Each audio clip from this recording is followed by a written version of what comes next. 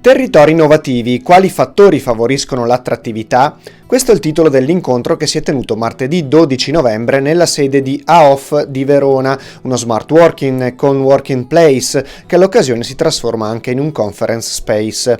Un incontro aperto organizzato da Umanaforma e FabCube nell'ambito del progetto regionale In Veneto, finanziato dal Fondo Sociale Europeo Veneto 2014-2020, nel quale sono emersi attraverso testimonianze personali ed impresa i fattori che contribuiscono a generare un ecosistema innovativo in chiave etica e sostenibile. Dopo l'introduzione di Giovanna Brunelli di Umanaforma e gli interventi iniziali dei formatori esperienziali Fabio De Luca e Valerio Boni, ad alternarsi nel racconto delle proprie esperienze sono stati Federica Collato, founder di Reverse, impresa sociale, Alessandro Dal Colle, coordinatore di FabCube, Corrado Di Taranto, direttore del Bottagisio Sports Center di Chievo, Mattia De Paoli, founder di Electrics Lab, e Tommaso De Micheli, direttore operativo di Umanaforma, coordinati da Cesare Granati, giornalista esperto di innovazione sociale.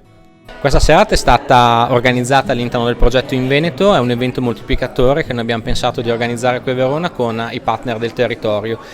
È la fine di un percorso, è la quasi fine di un percorso che è durato quasi un anno, è la fine di una giornata che ha visto un altro evento moltiplicatore di un nostro partner al centro sportivo Bottagisio qui a Verona. È il segno appunto del fatto che il territorio su cui noi andiamo a insistere, che è il territorio veneto, deve portare valore, deve produrre valore dal punto di vista della diffusività di quello che noi facciamo e quindi di riuscire a connettere partnership sul territorio. Ma cosa deve avere un territorio per essere attrattivo dal punto di vista economico?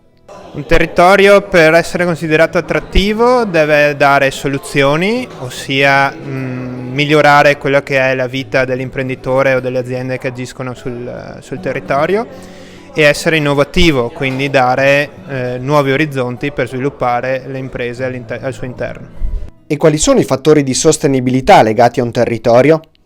Ma i valori di sostenibilità hanno certamente a che fare quindi con la trasparenza e la coerenza tra quello che si fa in un'azienda e quello che viene raccontato.